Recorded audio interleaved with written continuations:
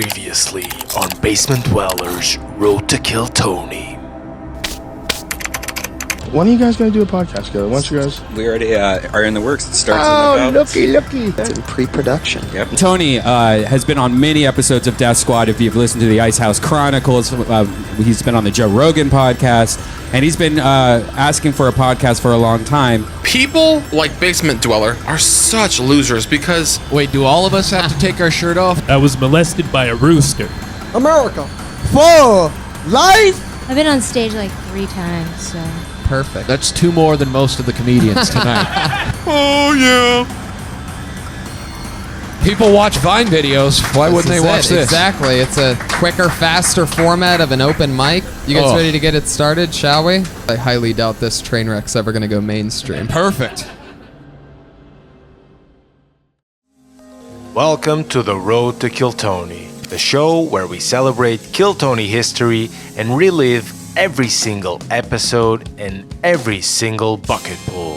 Thank you very much for all your feedback on the pilot. I was especially moved by how much you guys liked all the keyboard sound effects. Hopefully I made great use of your comments to improve episode 1, so let's kick this off. This is episode 1 of Kill Tony. One thing someone commented that stuck in my mind was, why would you want to watch this? The whole thing is on YouTube. Which is a totally fair question, but here's the thing. I jacked to Kill Tony episodes and I can't even stomach it. The audio alone makes it unwatchable, and this orange 360p wonder of digital video is actually kind of soothing in a nostalgic way, but it doesn't help much. I know this was 2013, but come on. Red Band, what the fuck? So if you're a Kill Tony fan, exploring episode 1 to see how it all began sounds like a fun experience until you actually try to sit through it. Hopefully my commentary makes it more palatable as I try to take the best of each episode and we'll watch it together, and hopefully that's interesting or entertaining or something. Let's get a clear lay of the land before we dive into the episode, shall we? It's 2013. Ronda Rousey and Conor McGregor had just gotten into the UFC, morons across the world were Harlem shaking all over the fucking place, and Edward Snowden was letting me know that the government probably knew about my playlists at penisland.com. The Occupy Wall Street movement came and went and was about to be reimagined by young entrepreneurs from Syria. Breaking Bad was just wrapping up as Hank Schrader took the worst shit of his life, and Joe Rogan was 4 years into his podcast, going into episode 363 with Everlast, and had just switched from Ustream to YouTube. Your Mom's House looked like this, and outstanding scholar Joseph Diaz had just begun his groundbreaking work as he tested patented chemicals in young guinea pig Lee Syatt. Quick side note, I also watched JRE episodes 350 and 380. These are the first 2 Tony Hinchcliffe appearances on Rogan's podcast. They were recorded before and after Kill Tony number 1, and so we'll get into them very briefly and see how it all ties in together. It all began on Monday the 3rd of June. The first episode had 15 signups and 12 bucket pulls, except there was no bucket. Tony, Redband, and Rick Ingram were just reading names off a piece of paper and literally giving away what comics would be speaking about in their minute. You know, Skylar's going to be talking about chicken dick. And, Funny shit. Brian Farrell is going to be talking about, in quotations, black friends. Yeah, Oh, shit. Hopefully racist. And comics isn't really the right word, as we'll see when we get to the bucket pulls, but for now, let's move to the beginning of the show, which started, as it always does, with Tony explaining the rules. Except at this particular stage, it took an overwhelming 11.5 minutes to get it all out. And for your viewing pleasure, I've condensed it into a lovely 1-minute clip. So yes, I'm excited about this. This is fun. We have a different concept that I decided to go with here. I got really high one night, and I had the idea that a podcast on a Monday night at the Comedy Store, 50 or 60 comedians come here every Sunday and Monday at 6 o'clock. It's a mob. It's unbelievable. So I'm like, how can we use the natural resource of this building to our advantage? So I said, what if we give everybody 1 minute and see how it goes? If I brought a funny friend on. So This is experimental, and give them a minute of pure humiliation. Still get some attention, which is really what they want. Positive, negative reinforcement, doesn't matter. That's why most people are in Hollywood, because they don't care that no one likes them, ever. Rick Ingram finally joins them on stage, and he tells some boring stories about touring with Andrew Dice Clay and Pauly Shore. But I actually like Rick, by the way. He was great on the podcast because Tony and Redband were so low energy at this stage, and Rick was really doing a lot of the heavy lifting as far as keeping the pace on the whole thing. We finally get our first bucket pull, and they don't even call out the guy by name. They literally call out his bit subject. I mentioned this bit earlier, and I'm excited to see it. Put your hands together. Chicken dick, everybody. It's Skylar. The guy obviously bombs, runs out of stage, and has to be called back for the interview. There was also no cat and no bear. We'll get to the guy in a second, but I think it's worth admiring how such a structure-based show got all its little rules and bits just because someone threw something out there. Like, for example, the regular ship thing, which started just like this. You want to pick one, or...? Just go for it. Okay, I'm interested. Chicks? Wait, is there any girls? No girls. No girl is going to allow us to make fun of her. No, they wanted to see what was going to happen in the first one and feel it out. We need someone that we can objectify. Do you want to do a minute? Yes. There we go. Yeah. Whoa. But we'll get to Sarah Mustajabi in a second. I mentioned the 2 episodes of JRE, so let's get those out of the way. The dates lined up too perfectly with Kill Tony number 1, so I had to check these out. But Kill Tony really isn't mentioned almost at all, and I pretty much gave you the clip up top. But, just for reference, here it is again. Powerful Tony Hinchcliffe. That's me. That's the song. That's the powerful Tony Hinchcliffe song. I sing it like that. I sing like a woman, and then you go, "That's me," like a little kid. That's me. Hey, everybody. Somebody needs to put that on a loop when you have your own podcast. When are you guys going to do a podcast together? Once you guys... We already are in the works. It starts in about... looky. 2 weeks, I think we said. It's in pre-production. Yep. Niceness. And Tony's going to be with me this Wednesday night. The Rogan watch wasn't a total waste though. I began watching JRE somewhere between 2010 and 2012, I think, and this totally feels like time traveling. We're right back at Onnit, Ting, and Squarespace ads. There's chemtrails, octopi eating sharks, bears, elks, and how amazing and rare stand-up comics are. It's time for the bucket pulls, and like I said in the trailer, this is really the hardest part to edit. I want to make this series its own thing and respect the original material, and I also don't want to get a copyright strike because I'm hoping for a couple $100 of AdSense revenue somewhere down the future that I will invest wisely for sure. Bunch of hoods and cocaine. Oh, okay, that's not good. We were hoping for a different answer. So I'm going to try a bunch of stuff because even the video is too dark and too low res to do much, so let me know in the comments how that works for you. And here's bucket pull number 1. Alright, what's up, guys? What's up? So, as a black guy, I have this... I'm supposed to love chicken. I have this weird relationship with it.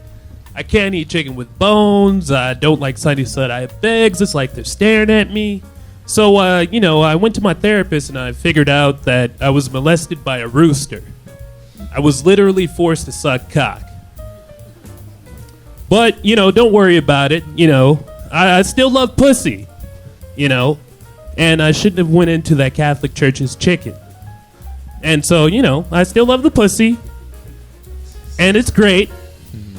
And, you guys realize I'm talking about my cat, right? Oh, you son of a bitch. Shit. And that's the dismount. Hey-o! How about that? Just absolute nonsense from the first guy. I've done stand-up a handful of times, by the way, so I know how hard an empty room like this is, but I mean weird energy right into the black people food greatest hits, the ridiculous premise of being molested by a rooster in a Catholic church, and letting us know that he is still heterosexual, but is actually talking about his cat. This set would probably do great in an arena, by the way, so let's see what the next guy has for us. Being tall is stressful, y'all, it is. Because short people always tell me what they would do if they had my body, hey man, if I had your height, I'd be in the NBA right now. I'm like, nah, man, you just be a tall college dropout. You know, that's like me going up to a guy in the gym locker room. Hey man, with a dick like that, I'd be doing porn right now. You know, a lot of people ask me, they're like, Jerron, what is it like being tall? And I just tell them, being tall is like being an Asian kid in high school. Just a lot of pressure to be great. You know? That joke is called Yao Ming probably had a tough childhood. All right, and that's it. Very good. It's a good joke. Yeah.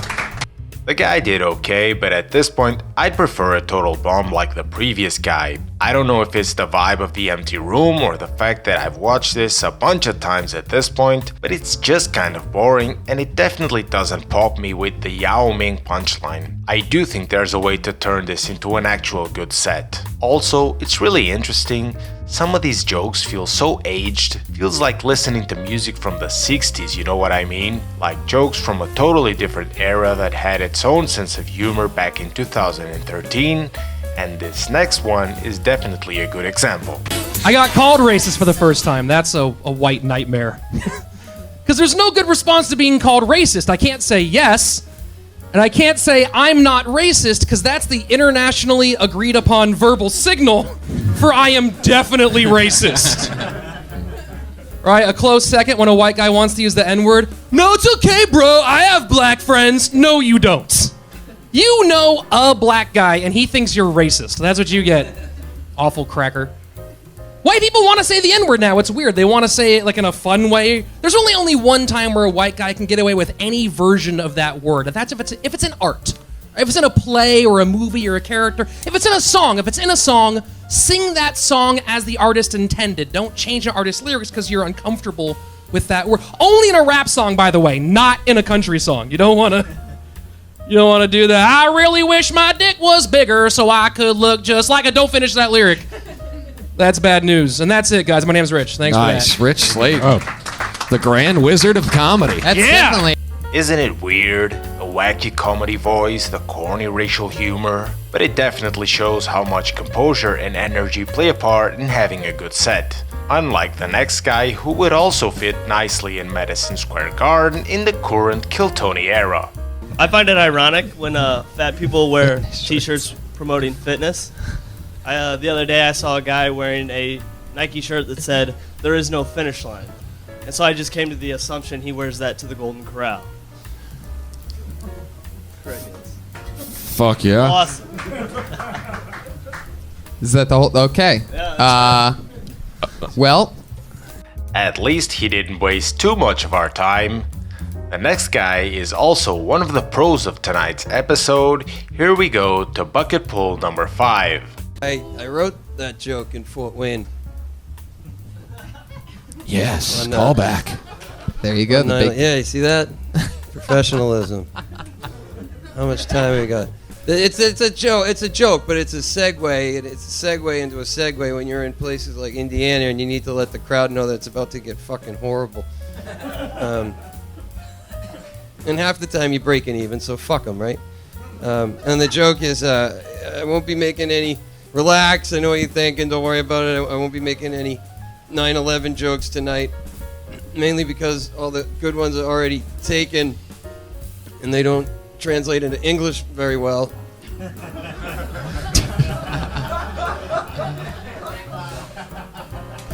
This one is weird to me.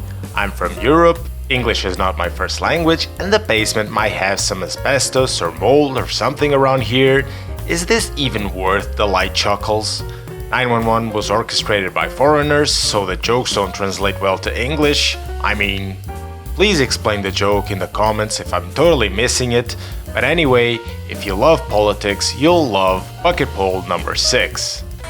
I know I look like Mitt Romney's biggest fan, but no, I really do like Obama. I think he's fantastic. I like him especially at the White House Correspondents' dinners. It's just really great to see him loosen up because he's always so dignified, and he's still dignified at those dinners. But I think you never see him drinking on camera, but I think he drinks before the show, like has a couple openers, and then just goes up and he's really poised while he's doing it. But I like when he's up there, and I like how he makes fun of himself, just like, of America. According to Fox News, when it comes to the redistribution of wealth, America is like a giant cookie jar. Yeah, and if you see, it's a metaphor. If you give a mouse a cookie, he's going to want another one. He's going to tell his friends. Soon, the number of cookies in a jar runs thin. This is a problem that afflicts America today. This is going nowhere. So, that was fun, I guess. I sent it to Saturday Night Live, but they haven't called me back. Hold on a second. Wait a second. I don't know about you guys, but we're halfway into the bucket pulls, and I now hate 2013 with all the fibers in my being. I hate comedy, and I hate show business in general. But I'm sure the next guy will be good though. I have a little brother and a little sister. I'm not saying I like one more than the other. It's just that if there's ever a fire, I know which one I'm picking up. That doesn't make me an asshole. That just makes me efficient. My little brother went to the hospital today because he had 3 pieces of peas and a few pieces of rice stuck up his nose. I wasn't mad. I was actually really impressed. That's 2 away from my best record. This is the kid you're going to hear about who gets his dick caught in something, and I'm going to be that little that brother that gets that phone call at 2 o'clock in the afternoon. You can be like, hey, listen, I got my dick stuck in the vacuum again. Don't worry, I got you covered. Just remember, turn it off and twist and pull. It's what got me out of it. All right, thank you. All right. Fuck yeah. More light chuckles for another one of tonight's pros, and it really highlights something Tony says a lot. These guys can get quite far at these open mics with just cadence and a bit of confidence. But now, it's time for a real one. This is really the first viral moment in Kill Tony history, and I can't find it right now, but I'm absolutely sure this has been clipped and uploaded to YouTube. Maybe it's in a compilation somewhere. Brace yourselves for impact. This is bucket pull number 8. Folks, y'all know about these pho Vietnamese restaurants? Pho? I like them. I was walking last week. I saw one with a unique name by the name of Pho-tastic. Next day, I saw another pho restaurant by the name Pho-bulous. I was kicking it in Compton because I was going to get some weed. Saw a pho restaurant that just opened by the name of Pho. Real? There's one in Crenshaw, everyone. Excuse me. By the name of Pho Show. It's one opening in Hollywood by the name of Pho Life. All right, motherfuckers, y'all don't like it? Shit. Wow. Hell yeah. Okay. It's just awesome, isn't it? Changing the phonetics on the restaurant's name to make the joke, and then just hammering it down again and again and again and again. The next guy doesn't stand a chance, but here's bucket pull number 9. You guys ever get so drunk at the end of the night, you think you're looking at a menu in a Denny's, but it turns out you're sitting on your toilet looking at a picture of a sandwich on Instagram, calling your girlfriend waitress for 20 minutes. Don't call your girlfriend waitress. That's mean. She's an actress. They hate that.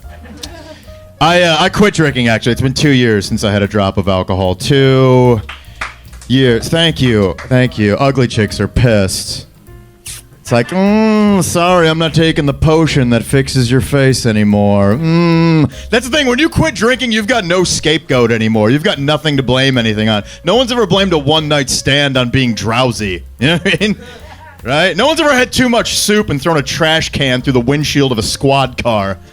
Right? If I piss the bed now, I'm fucked. I've got no one to blame that on. Right? If I do it at a friend's house, that's even worse. What am I going to say? Oh, I left the window open. Wolves must have jumped in, pissed all over your comforter and just my crotch. They were very selective about the territory they were marking. Last time I got super drunk, I was hanging out with my high school buddies, and I was just like, wow, I cannot wait until you guys graduate. 3 more years. You guys hang in there. I'm Mike Stanley. Thanks, guys. Hell yeah, there you go. And now, from being too drunk and all of that trying to be cool stuff, to a bucket pull being clueless and too wholesome for this show, even back in 2013, This is the highlight of the show for me behind the Vietnamese restaurant guy. How you guys doing tonight? I moved to Hollywood to be an actor. Yeah, but currently my car is getting more work than I am, guys. They're like, I go to auditions.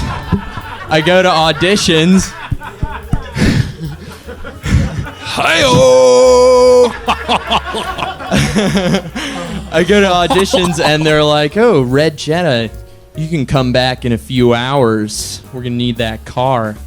But I'm making a little progress. I was in a photo shoot yesterday and they told me to get out of the shot. They were like, what the fuck are you doing here, man? You're supposed to be in the background. I fucking love you. That was amazing. And now it's finally time for the first regular. Let's get Sarah Mostajabi in here. Let's replay how she got in the show in the first place, and let's give her a minute and change, taking into account that she mostly went right into the interview in this episode. You want to pick one, or just go for it? Wait, is there any girls? No girls. Do you want to do a minute? Yes. There we go. Yeah. Pussy power. I've been on stage like 3 times, so. Perfect. That's 2 more than most of the comedians tonight. So I'm sure you can tell by the way I look. I went to school for video game design, which means I'm unemployed, like most others. It's basically like the 2010s version of an English degree, which means you're not going to go anywhere in your life. I fucking suck at this, you guys. No, Like, you're great. I want to tag Stay in it. the pocket. Stay in the pocket. It's not that kind of tagging, slow the fuck down. This isn't a bag it and tag it. Don't fucking pound each other. That's hilarious. No, settle down. She's like, relax. She's got attitude now. She does. I like it better I when love she's it. just yelling at I you bet guys. we're seeing she's the like real- Silver Lake Tina Fey. Silver. It's a compliment. I'm She's going to got take that spice. as a compliment. Yeah. It is. I view her as intelligent and also hot. Yeah. Absolutely. So that works. And you don't have the scar. There Yeah, you go. That's the key. I could tell she has big areolas. She wasn't made a regular that night, at least it wasn't said explicitly outright during the show, so let's see how this is handled in episode 2 and beyond as we watch more minutes from Sarah Mostajabi. There are 2 bucket pulls left, so we're almost at the finish line. I hope you're still with me, and here is bucket pull number 11. I'm gonna start a website for people that have AIDS. I feel bad for them. What I'm gonna do, I'm gonna call it Date AIDS. Date AIDS, think about it. It's benefits of having an AIDS dating website. You can tell within a 50-mile radius who has AIDS. Like that beautiful woman you see jogging down the street, you're gonna think differently when you see that bitch's profile on Date AIDS. Like, nope, you're burnt. Like, serious. I mean, it's that, but that's, look, there's benefits though. Okay, if you want to commit suicide and you just really want to give the fuck up, this could be better than the suicide hotline. Like, for real, it could. Like, fuck, you will go on Date AIDS, you know, find you a good profile, call her up. Hey, how long you have to live? What you doing tonight? Like, seriously, that's a good thing. But hey, that's my Date AIDS. That's a really funny premise. And now, here's the final bucket pull of the episode. Tony, awesome podcast. Congratulations. Points. Thank you. That's Kissing not gonna up. help Brian, you. Rick. Junior Seau died. Sad. Oh. I found out on Facebook. Like, what happened to the good days you used to find out somebody died from a reputable source? Like TMZ. I don't believe it, though, so I go to Wikipedia. It says Junior Seau shot himself in the chest. Like, fuck, if you point the gun this way, you're probably going to die. That got me a little bit more curious. Like, guys, how much do the Saints pay for Hall of Famer suicides? Now, some people don't get that joke. I understand. And other people are just butthurt like Patrick Swayze. Or a kid in a Penn State locker room. Joe Paterno means no. Thank you guys. I'm Kyle Henson. And this is it, guys. If you've made it all the way to the end, I really appreciate it. No joke, it really made me happy how positive the feedback was for the pilot. Hopefully you're still looking forward to the series. I have some ideas about how I can move forward in the future. This format does present some challenges, as I've skipped all of the interviews and still ended up with a 25-minute video. This episode's interviews were pretty pointless, so that's not a huge deal in my opinion. But anyway, if you want to support the channel, please subscribe and like and all of that stuff. I honestly can't imagine going right into episode number 2, but I probably will do it anyway because, again, Bunch of hoes and cocaine. Oh, okay, that's not good.